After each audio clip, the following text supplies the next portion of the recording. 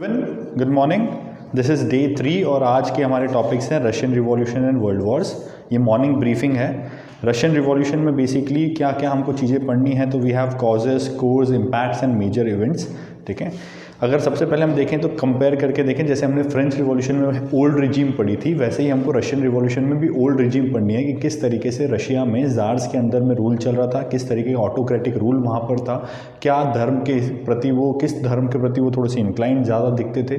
ठीक है, किस तरीके की उनकी पॉलिसीज़ थी, एडमिनिस्ट्रेटिव पॉलिसीज़ किस तरीके थी, किस तरीके से उन्होंने वर्ल्ड वॉर 1 में अपना इन्वॉल्वमेंट दिखाया। ठीक है, तो पूरा ओल्ड रिजीम हमको थोड़ा सा पता होना चाहिए, किस तरीके से रूसो जापान वॉर में वो इन्वॉल्व रहे, है ना। जैसे कि फ्रांस के में बहुत सारे वॉर्स होते थे, वैसे ही रशिया भी बहुत सारे अलग अलग वॉर्स में इन्वॉल्व रहता था, जिसकी वजह से वहाँ की अर्थव्यवस्था कमज़ोर हुई और उस अर्थव्यवस्था के कमज़ोर होने की वजह से वहाँ की जनता को परेशानी भी उठानी पड़ी। ठीक है, और ये रिवॉल्यूशन के कुछ मेजर कारण भी थे। तो हमको पहले तो ओल्ड रिजीम के बारे में थोड़ा सा जानकारी होनी चाहिए, क्या बैकग्राउंड में चला रशियन रिवॉल्यूशन के पहले, है ना। इसके बाद हमको इंडिविजुअल कॉजेज़ के बारे में बात करनी कि पॉलिटिकल कॉजेज़ क्या है, सोशल कॉजेज़ क्या है, इकोनॉमिक कॉजेज़ क्या है, एडमिनिस्ट्रेटिव कॉजेज़ क्या है, कौन से अदर कॉजेज़ हैं ना रशियन रिवॉल्यूशन के पीछे। ठीक है, इसके बाद में हमको देखना है कि किस तरीके से कौन कौन से वहाँ पर आप बोल सकते हैं कि पॉलिटिकल थिंकर्स रहे, दार्शनिक रहे, जिनका रोल से वहाँ पर इंपॉर्टेंट होता है। ठीक है, रोल्स में अगर हम बात करें जैसे कि लियो टोल्स्टॉय है, ठीक है, तो इन ऐसे थिंकर्स जैसे दार्शनिकों के रोल के बारे में हमको जानकारी होनी चाहिए और दार्शनिकों के नाम भी हमको थोड़े पता होना चाहिए। ठीक है, इसके बाद में राइट फ्रॉम ब्लडी संडे, है ना, जो खूनी रविवार का जो एपिसोड हुआ तब से लेकर के फरवरी और अक्टूबर रिवॉल्यूशन, और जब तक कि रशिया में वापस से लेनिन का राज स्थापित नहीं हो जाता, लेनिन की गवर्नमेंट नहीं बन जाती, तब तक का पूरा की पूरा इतिहास हमको, है ना, लाइन बाय लाइन देखना है, कोड्स के फॉर्म में देखना है। ठीक है, उसमें मेजर इवेंट्स देखने हैं कि ड्यूमा कैसे बनी, कब बनी। ठीक है, बोल्शेविक रिवॉल्यूशन क्या था, मेंशेविक रिवॉल्यूशन क्या था, अक्टूबर रिवॉल्यूशन क्या था, फरवरी रिवॉल्यूशन क्या था। ठीक है, ये सारी चीज़ें थोड़ा सा हमको जानकारी में होनी चाहिए। क्या पॉलिसीज़ के साथ लेनिन आए थे, क्या नारे के साथ लेनिन आए थे, ठीक है, क्या स्लोगन लेकर के आए थे अपने साथ में, ये कुछ चीज़ें हमको इंपॉर्टेंट यहाँ से पढ़नी है। ठीक है, क्या रोल रहा वर्ल्ड वॉर 1 का रशिया में। ठीक है, रशिया में वर्ल्ड वॉर 1 का रोल क्या रहा, क्यों रशिया ने क्विट कर दिया बीच में से वर्ल्ड वॉर 1970 में, क्योंकि वर्ल्ड वॉर 1 तो खत्म हुआ 1919 में, रशिया ने उसको 1917 में क्यों क्विट किया। ये सब कुछ एक इंपॉर्टेंट क्वेश्चन बन सकते हैं, मतलब ये थॉट प्रोसेस हमारी होनी चाहिए जब हम इसको पढ़ें।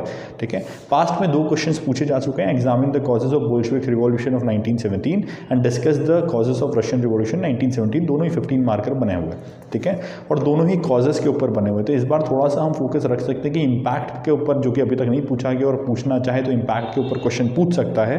ठीक है, तो इम्पैक्ट्स हमको पता होना चाहिए कि रशिया के रिवॉल्यूशन के इम्पैक्ट्स क्या पड़े, दुनिया ने उससे क्या सीखा और रशिया ने उससे क्या सीखा, दोनों ही चीज़ें थोड़ा सा हमको जानकारी में होना चाहिए। ठीक है, जैसे कि रशियन रिवॉल्यूशन के इम्पैक्ट स्वरूप इंडिया में अगर हम देखें तो बहुत सारे लोग हमारे यहाँ पर हमारे इंडियन नेशनल मूवमेंट में लेनिन से डायरेक्टली इंस्पायर्ड थे।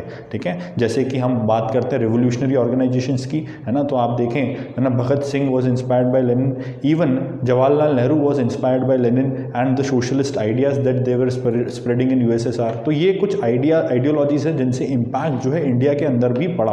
ठीक है, इवन 5 ईयर प्लान जो हम लेकर के आए हमारी आज़ादी के बाद पहली बार अर्थव्यवस्था में, ठीक है, वो सारे 5 ईयर प्लान भी यूएसएसआर से ही इंस्पायर्ड थे। तो ये इम्पैक्ट्स इंडिया में क्या हुआ, वर्ल्ड की दूसरी कंट्रीज़ में इम्पैक्ट्स क्या पड़े, और हम देखें कि रशिया में उसका रिवॉल्यूशन का क्या इम्पैक्ट पड़ा, ये 3 लेवल पर कम से कम इम्पैक्ट तैयार करके रखें।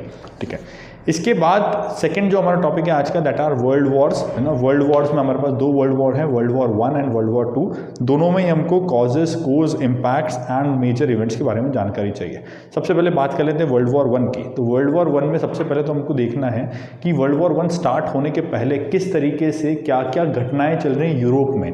ठीक है, कैसे जर्मनी का यूनिफिकेशन हुआ, कैसे बिस्मार्क आए, बिस्मार्क के जाने के बाद में कैसे वहाँ पर रूल स्टैब्लिश हुआ, ऑटोक्रेसी डेवलप हुई, है ना, कहाँ पर, जर्मनी में, और वहाँ पर क्या पॉलिसीज़ वहाँ के मोनार्क लेकर के आए, वेल्ट पॉलिटिक की पॉलिसी क्या है, ये सब चीज़ें हमको थोड़ा पता होना चाहिए। ईस्टर्न क्वेश्चन क्या था, पैन स्लेव मूवमेंट क्या था। ठीक है, इसके बाद में हम वहाँ पर देखेंगे कि स्पेसिफिकली क्या कॉजेज रहे, कैसे सीक्रेट अलायंसेज हुए कंट्रीज़ के बीच में। ठीक है, उन अलायंसेज की वजह से कैसे ही एक छोटा सा विवाद जो है पूरे के पूरे यूरोप में फैल गया, फिर यूरोप से पूरे वर्ल्ड में फैल गया। ठीक है, वो थोड़ा सा हमको जानकारी में होना चाहिए, है ना।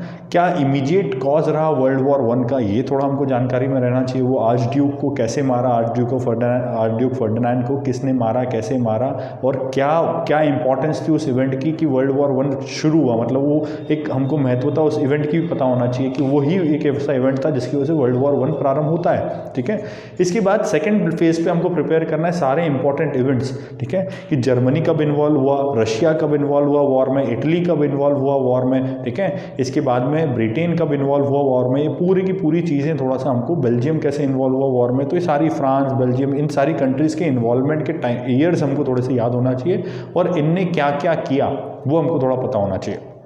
ठीक है, इसके बाद में हमको जानना है कि कैसे क्या रोल यूएसए का रहा इस पर्टिकुलर पूरे वर्ल्ड वॉर 1 में। ठीक है, आखिरी में हमको थोड़ा सा देखना है कि इन इवेंट्स के बाद में, मेजर इवेंट्स के बाद में, है ना, क्या ट्रीटीज़ हुई अपनी बात, मतलब वर्ल्ड वॉर एंड के समय पर क्या पीस ट्रीटीज़ हुई, जैसे ट्रीटी ऑफ वर्सलीज हुई, ट्रीटी ऑफ न्यूली हुई। ठीक है, ये थोड़ा सा हमको जानकारी में होना चाहिए। पेरिस पीस कॉन्फ्रेंस के बारे में हमको जानकारी होना चाहिए और इन ट्रीटीज़ के मेजर प्रोविजंस के साथ में इनके अंदर जो डिफेक्ट्स हैं उनका भी जानकारी हमको होना चाहिए। क्योंकि क्वेश्चन पहले पूछ चुका है कि द्वितीय विश्व युद्ध 1919 की संधि के दोषों के, मतलब द्वितीय विश्व युद्ध जो है ट्रीटी ऑफ वर्सलीज के दोषों का ही परिणाम था। इस पर हमको टिप्पणी करनी थी, क्या यह कहना उचित रहेगा। ऐसा क्वेश्चन ऑलरेडी आ चुका है 2018 की मेंस में, तो इस डायरेक्शन में भी हम थोड़ा सा सोच सकते हैं कि क्या डिफेक्ट्स रहे पेरिस पीस कॉन्फ्रेंस और ट्रीटी ऑफ वर्सलीज के। ठीक है, तो ये थोड़ा सा हम देखें। इसके बाद इंटर वॉर ईयर्स हमको देखना है। इंटर वॉर ईयर्स में हमको देखना है क्या डेवलपमेंट रशिया में उस समय पर चले, क्या डेवलपमेंट जर्मनी में फिर से हुए, क्योंकि जर्मनी को तो तोड़ दिया गया था ट्रीटी ऑफ वर्सलीज के चलते। ठीक है, अलग अलग हिस्सों में डिवाइड कर दिया गया था। साथ ही साथ, है ना, वहाँ पर अगर आप देखो तो यूनिफिकेशन तो था नहीं और उनके ऊपर वॉर रिपैट्रिएशन लगा चुके थे, है ना। उनके यहाँ पर आर्मी और नेवी का और डिफेंस का मतलब एक लिमिट लगा दिया था कि इससे ज़्यादा आप सोल्जर्स नहीं रख सकते। ठीक है, इससे ज़्यादा आर्मामेंट्स आप नहीं रख सकते, तो ये सब कैप लगा दी थी ट्रीटी ऑफ वर्सलीज में। ठीक है, इसके बाद में किस तरीके से जर्मनी ने इंटर वॉर ईयर्स में हिटलर की अध्यक्षता में उसको यूनाइट करने का काम किया, ये भी थोड़ा सा हमारे लिए एक इंपॉर्टेंट एस्पेक्ट है ना। और क्योंकि ये इसलिए भी इंपॉर्टेंट एस्पेक्ट है कि 2014 में क्वेश्चन पूछा है पॉलिसी ऑफ अपीजमेंट, जो कि इंटर वॉर ईयर का एक मेजर इवेंट था, कि पॉलिसी ऑफ अपीजमेंट क्या था। हिटलर जब तानाशाह के रूप में बढ़ रहे थे उस समय पर ब्रिटेन और फ्रांस के प्राइम मिनिस्टर्स ने उसको थोड़ा सा सॉफ्ट कॉर्नर दिया कि हाँ ठीक है भाई, तेरे को जो करना है तू कर ले। ठीक है, that was known as policy of appeasement. इससे हिटलर को और बढ़ावा मिला और वो वर्ल्ड वॉर 1 की तरफ, मतलब वर्ल्ड वॉर 2 की तरफ अग्रसर इसी कारण से हुए। ठीक है, तो ये इंटर वॉर ईयर्स पे हमको फोकस करना है। फिर हमको स्पेसिफिक कॉजेज देखने हैं वर्ल्ड वॉर 2 के, कि क्या अलायंसेज रहे, क्या पॉलिटिकल डेवलपमेंट्स उस समय पर हुए, क्या सोशल डेवलपमेंट्स उस समय पर हुए, लीग ऑफ नेशंस कैसे फेल हुआ, ये सब चीज़ें थोड़ा सा हमको देखना है। इंटरनेशनल लेबर ऑर्गेनाइजेशन कैसे कठपुतली की तरह रह गया, तो ये सारी चीज़ें हमको देखनी है, जिससे कि वर्ल्ड वॉर 1 प्रिवेंट हो सकता था लेकिन नहीं हो पाया, और वो वर्ल्ड वॉर 2 प्रिवेंट हो सकता था और नहीं हो पाया, और वर्ल्ड वॉर 2 की तरफ हम अग्रसर हो गए। ठीक है, इसके बाद हमको इमीडिएट कॉज देखना है कि इमीडिएट कॉज क्या रहा वर्ल्ड वॉर 2 का। ठीक है, ये चीज़ें करने के बाद में we have to focus on course, कि क्या कोर्स रहा, कब जर्मनी इन्वॉल्व हुआ वॉर के अंदर, कब हम देखते हैं कि कब वहाँ पर आप बात करते हैं रशिया की, तो रशिया कैसे इन्वॉल्व हो गया वॉर में, यूएसए कैसे इन्वॉल्व हो गया, ब्रिटेन, है ना, इसके बाद फ्रांस, इटली, इनका क्या क्या रोल रहा और कैसे ये इन्वॉल्व हुए। आखिरी तक हमको देखना है पूरा कि रशिया से कैसे जर्मनी हारा स्कॉट्स पॉलिसी की वजह से। ठीक है, इसके बाद में हमको यहाँ पर देखना है कि किस तरीके से जापान के ऊपर, है ना, हिरोशिमा नागासाकी पर 2 बम गिराए गए, उसके बाद पीस ट्रीटी करी जापान ने। ठीक है, कैसे जर्मनी ने पीस ट्रीटी करी, और यूएनओ के फॉर्मेशन और इंटरनेशनल लेबर ऑर्गेनाइजेशन के वापस से कंसोलिडेशन तक पूरी की पूरी चीज़ें हमको देखनी है। ठीक है, आफ्टर मैथ देखना है वर्ल्ड वॉर का, कि आफ्टर मैथ में मतलब कि इम्पैक्ट्स क्या रहे, तो इम्पैक्ट्स में बहुत सारी संगठन गठित हुए, जैसे कि यूएनओ गठित हुआ, है ना, जैसे कि आप देखें WHO गठित हुआ, वर्ल्ड बैंक, IMF, ये सब वर्ल्ड वॉर की रिमेन्स, मतलब वर्ल्ड वॉर की आफ्टर मैथ को ख़त्म करने के लिए आगे कभी वॉर हो ना, और साथ ही साथ वर्ल्ड वॉर की वजह से, वर्ल्ड वॉर 1 और वर्ल्ड वॉर 2 की वजह से जो नुकसान हुए हैं वो कंट्रीज़ को, उनको फिर से उनको रिस्टोर किया जाए। पॉलिटिकल चेंजेस आए कि कॉलोनियलिज्म को ख़त्म करने की बात की गई UNO के माध्यम से, तो ये चीज़ें थोड़ी सी हमको देखने योग्य होगी। ठीक है, ये दोनों वर्ल्ड वॉर के भारत में क्या इम्पैक्ट पड़े, ये भी हमारे लिए इंपॉर्टेंट है कि इंडिया का क्या रोल रहा फर्स्ट वर्ल्ड वॉर में और सेकेंड वर्ल्ड वॉर में 6 मार्कर क्वेश्चन के तौर पर एक्सपेक्टेड है, ठीक है। और 15 मार्कर में भी अगर इम्पैक्ट आए तो आप वहाँ पर अलग से एक कॉलम बना सकते हैं, world war 1 and its impact on India, world war 2 and its impact on